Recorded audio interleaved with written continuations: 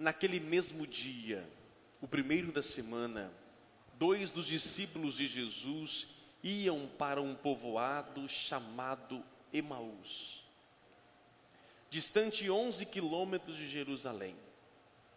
Conversavam sobre todas as coisas que tinham acontecido. Enquanto conversavam e discutiam, o próprio Jesus se aproximou e começou a caminhar com eles. Os discípulos, porém, estavam como que cegos e não o reconheceram. Então Jesus perguntou: que ides conversando pelo caminho? Eles pararam com um rosto triste, e um deles, chamado Cleofas, lhe disse: tu és o único peregrino em Jerusalém que não sabe o que lá aconteceu nestes últimos dias? Ele perguntou: o que foi?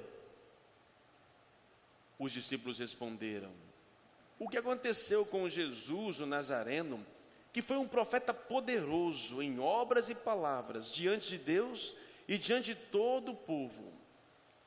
Nossos sumos sacerdotes e os nossos chefes o entregaram para ser condenado à morte e o crucificaram.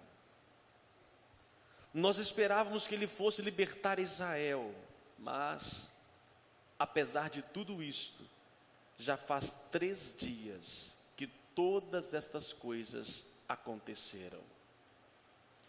É verdade que algumas mulheres do nosso grupo nos deram um susto. Elas foram de madrugada ao túmulo e não encontraram o corpo dele. Então voltaram dizendo que tinham visto anjos e que estes afirmaram que Jesus está vivo.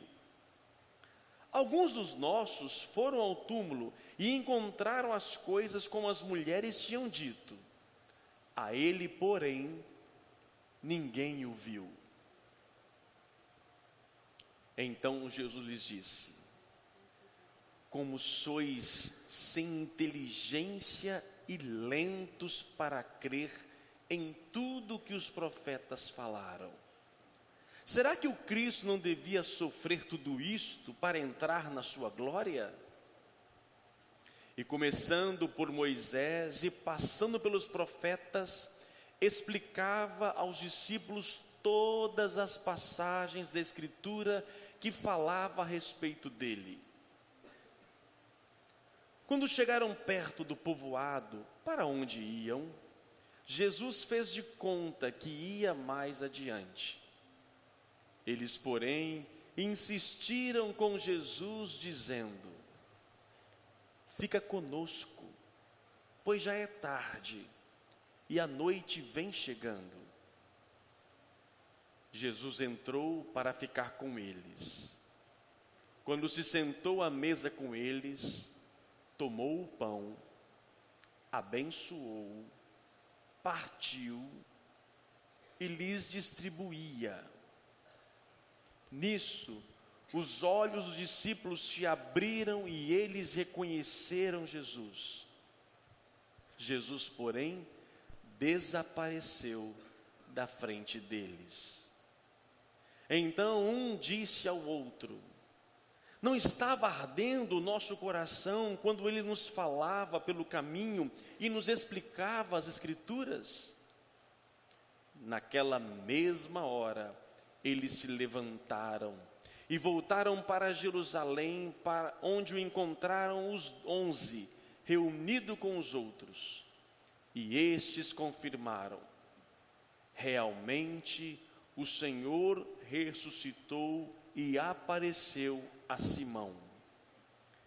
Então os 2 contaram o que tinha acontecido no caminho e como tinham reconhecido Jesus ao partir o pão. Palavra da salvação. Glória a vós, Senhor. Que as palavras do Santo Evangelho perdoem os nossos pecados. Prezados irmãos, aqui na Perpétuo Socorro, na Praia da Costa, você que nos acompanha pelas redes sociais. Hoje pela manhã, Estávamos na praia de madrugada, 5:30 da manhã. Éramos cerca de 3.000 pessoas celebrando e proclamando a ressurreição. E nesse mesmo dia, à noite, no final da tarde, na verdade, aconteceu o episódio que acabou de ser narrado, conhecido como os discípulos de Emaús. Nesse mesmo dia em que ele apareceu de manhã, à noite, ele se manifesta a 2 discípulos. Essa passagem ela é muito simbólica, porque na verdade ela tem muitas coisas que podemos aprender. Todo ano somos chamados a refletir sobre ela. Emaús estava a 11 quilômetros de Jerusalém. Jerusalém, onde tudo aconteceu, e nós ouvimos e sabemos da história. Voltar para Emaús era voltar para a sua própria vida.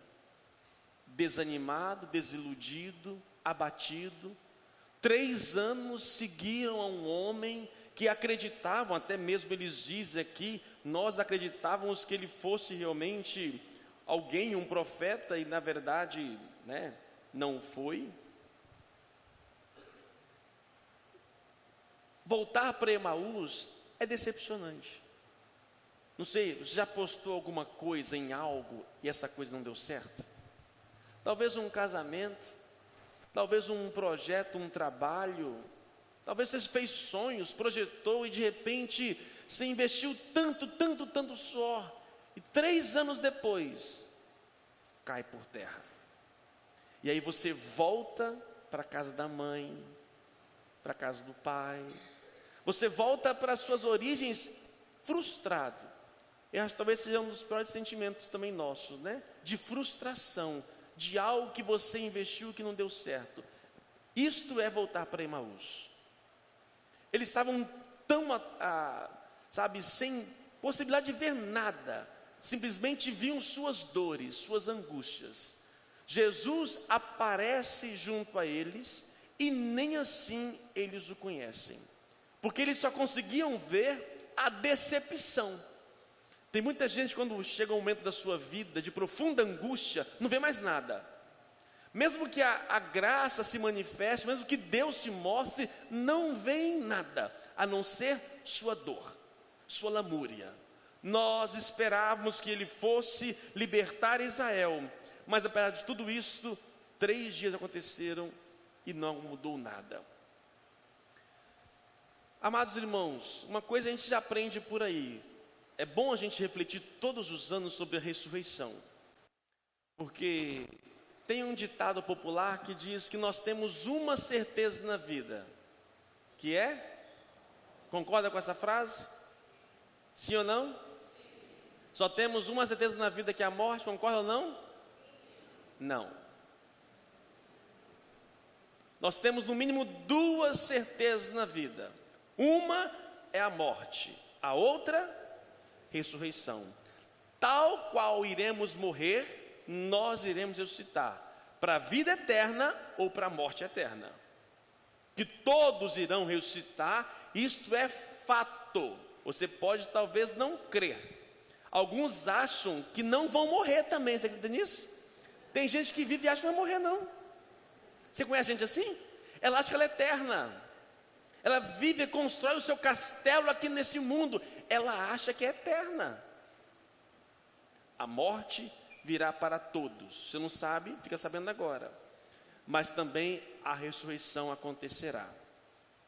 Então, devemos saber, é bom nós entendermos um pouco sobre ressurreição, porque quando chegar do outro lado lá, você fala, opa, o padre já falou, estou por dentro, estou sabendo, estou na área, não sabe, não ficar chegando lá, não sabendo de nada, pegar informação vai pegar com um anjo, em vez de um anjo é um capeta, então é melhor você saber de uma coisa só. Não, meu filho, não cai nessa não. Então, olha só, a ressurreição, quem nos mostra sobre a ressurreição? Jesus Cristo. Ninguém voltou do lado de lá, a não ser Jesus. Buda não voltou, Maomé não voltou, Sócrates, Aristóteles, Platão não voltaram, Allan Kardec, muito menos, Gandhi, ninguém voltou. Você pode visitar os túmulos dessas pessoas. É engraçado quando você vai para a Europa, Às vezes você tira horas para visitar cemitério, né? Vai em Paris lá, você vai lá visitar o cemitério. Você vai em Buenos Aires, vai ver lá, Evita Peron, está lá, enterrada, né? Agora, quando você vai a Jerusalém, você vai também visitar o túmulo de Jesus. E ao contrário dos outros, está vazio. Mas o túmulo vazio por si só não seja motivo suficiente para que nós possamos crer. Pode ser que alguém tenha escondido o corpo de Jesus até hoje. Mas o que nos faz acreditar na ressurreição é a partir da palavra de Deus. Se você não crê na Bíblia, então me desculpa, eu não posso ter argumento com vocês. Embora alguns livros fora da Bíblia narram algo extraordinário na vida dos cristãos. Os martírios, tudo o que aconteceu nos mostra algo concreto.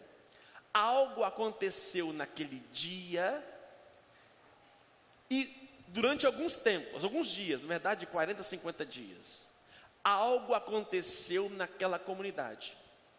Que os discípulos de Emaús, por exemplo, voltando para Emaús, eles presenciam, fazem a experiência do ressuscitado e têm coragem de voltar para Jerusalém. Gente, voltar para Jerusalém, Jerusalém foi um lugar onde, há 2, 3 dias, mataram cruelmente Jesus. Se mataram o mestre, vão fazer o que comigo? Não é à toa que todos traíram Jesus por medo da morte. Quando eles fazem essa experiência e retornam felizes para Jerusalém, é sinal que neste caminho algo extraordinário mudou sua vida a ponto de não ter nem medo mais de morrer. Jesus também diz que aqui apareceu a Pedro, apareceu a Madalena, mas interessante que todas as aparições de Jesus, eles não o reconhecem de imediato. Isso nos faz entender que depois, do outro lado, quando nós morrermos, nós seremos iguais e diferentes. Jesus aqui aparece com os discípulos de Emaús, eles não conhecem. Jesus aparece a Maria Madalena, ela não reconhece. A ressurreição é uma continuidade descontínua. A morte, nós iremos morrer, iremos ser sepultados. Se for possível, talvez a gente pode se perder no mar adentro, né? Ou se por diante ser queimado, não sei o que seja, né? Iremos ser sepultados e iremos ressuscitar com um corpo diferente. Jesus morreu todo ensanguentado, ferido, e ele ressuscita novo, embora quis trazer em si, na ressurreição, as chagas. Vimos ali, ó, chagas nas mãos, nos pés e também no peito. Ele quis trazer para a ressurreição isto.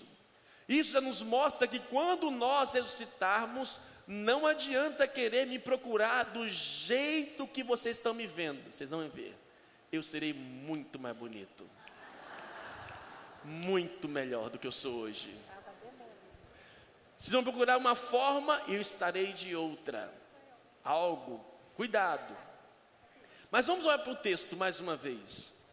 Olha que interessante. Jesus aparece para eles, eles não conseguem perceber, porque estão atordoados com seus problemas e suas dores. Tem muita gente que às vezes sofre e não vê a graça de Deus, porque só vê a sua dor. Ai, eu sou sofredor. Ai, eu sou isso, eu sou aquilo. Olha o que fizeram comigo. Olha, e aí começa a se lamuriar, começa a se bater. E mesmo que Deus apareça na vida dela, ela não consegue perceber. Só que neste momento Jesus insiste e começa a falar com eles, a conversar, a explicar as Escrituras. Começa a falar da palavra de Deus, pega desde Moisés, chegando até o tempo presente, mostrando, olha, era necessário acontecer isso. Está vendo a sua vida? Era preciso que acontecesse isso, para que você pudesse entender. E ainda assim, os discípulos não conseguem perceber. O coração arde, mas ainda não é suficiente. É nesse momento que Jesus então finge que vai embora, porque ele, olha que bonito, Cristo espera que nós o convidemos. Embora ele tenha poder, ele finge que vai embora, mas ele está doido para você falar: vem Jesus, fica aqui, fica aqui. Ele está doido para que você fale: fica conosco, Senhor, fica. E quando ele ouve um convite, é na hora.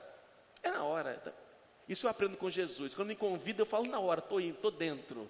Quando é para comer, então, misericórdia, é bom demais. Fico doido esperando: vai, convida.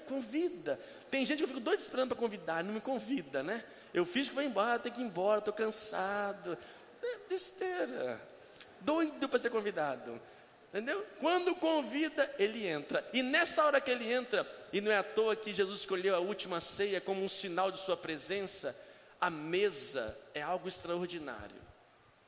Sentar à mesa com alguém é revelador. A gente se despe, a gente se mostra, a gente se conhece. Eu gosto muito de, quando sou convidado, né, para os meus paroquianos, é a hora que a gente se conhece. Eles me conhecem, entro na intimidade deles e vice-versa. E ali a gente se mostra. Jesus então, ele entra e pega o pão, faz os gestos que ele fazia. É nesta hora do partir do pão que os olhos dos discípulos se abrem e veem Jesus. Maria Madalena, ela conheceu Jesus, reconheceu Jesus, não foi no partir do pão. Ela viu para Jesus e pensou que fosse um jardineiro. Ela conseguiu reconhecer Jesus quando? Quando ele chamou o nome dela. Ou não era? Ele chamou mulher. A voz de Jesus foi motivo para que Maria Madalena conhecesse. Os discípulos ouviram e nada. Homem é mais difícil, né? Mulher pega as coisas assim, né? A voz, né? Ela percebe rapidamente. Homem não. Homem é difícil para poder reparar se está usando o quê, se mudou o cabelo, o que seja. Maria Madalena com a voz. Os discípulos viram na partilha do pão. Amados, fica para nós a pergunta: e eu hoje? Como é que eu posso acreditar que ele está vivo?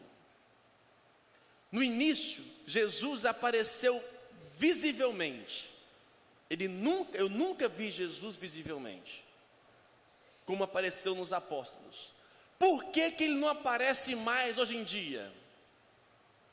Cá para nós. Você está em casa, sozinha, rezando. De repente aparece um homem lá que você não conhece. Você ia acreditar que era Jesus Cristo? De forma alguma. Por que ele não aparece? Por que ele apareceu tanto no início e não agora? Eu gosto muito da expressão de Santo Agostinho. Santo Agostinho diz o seguinte, eu já falei para vocês várias vezes sobre isso. Quando eu vou construir um prédio, os construtores estão aí, né? Os engenheiros. Quando eu construo um prédio, a base é sapata, não é isso? Não é? Se for, é. A base, ela é muito mais alimentada, alicerçada, muito mais solidificada. Eu ponho muito mais investimento na base do que na estrutura em si. Estou certo ou errado? Depende do prédio, né? Você vai subindo por aí, para poder subir muitos andares, aí que eu tenho que ter algo concreto aqui. Diz então Agostinho, no início do cristianismo, para que pudesse ser alicerçado e construído, no início era necessário muitos sinais, algo mais visível, concreto, forte, para que o que viesse depois pudesse então crescer nesta estrutura. Hoje, ele talvez não seja tão visível como no início, mas a nossa igreja, a nossa casa está edificada nesta base.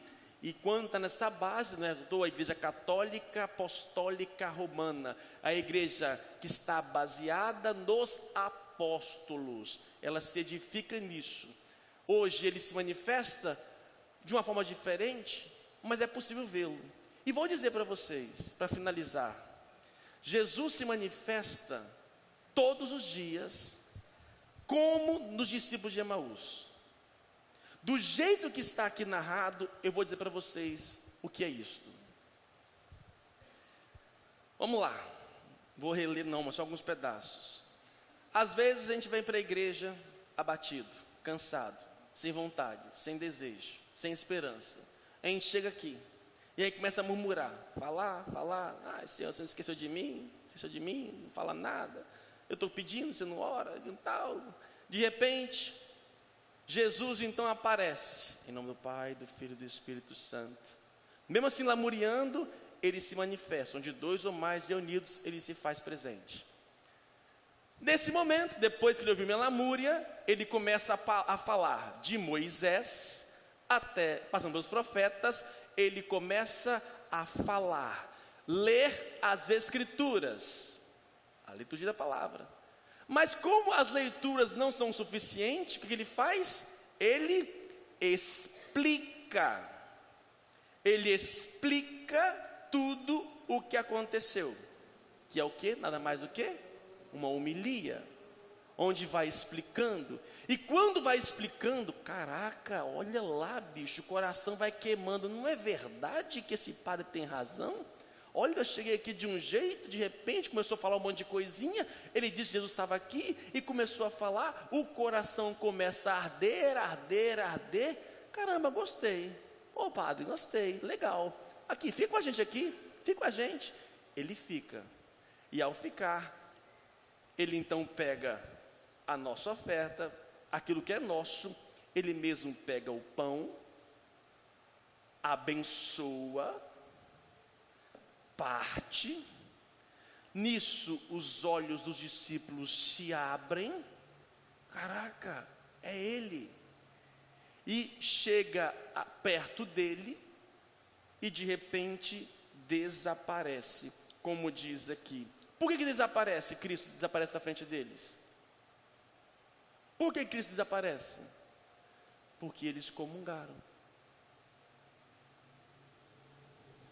Porque eles comungaram. Partiu, comeu e desapareceu da frente deles. Porque eles comungaram.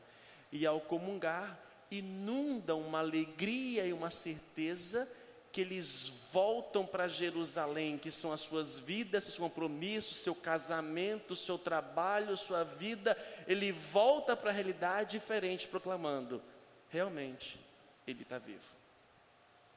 A missa, meus irmãos, é a proclamação da ressurreição de Jesus.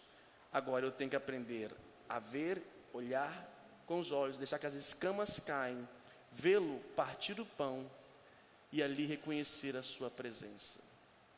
Essa tem sido a missão da igreja: anunciar essa verdade, que nós chamamos de querigma.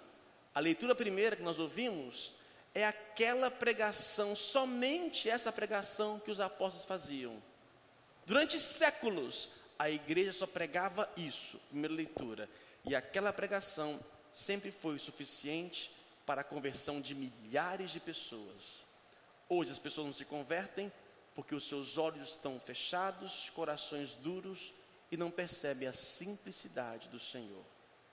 Ele está vivo, está no nosso meio, explicando as Escrituras, e vai partir o pão para nós. Louvado seja o nosso Senhor Jesus Cristo.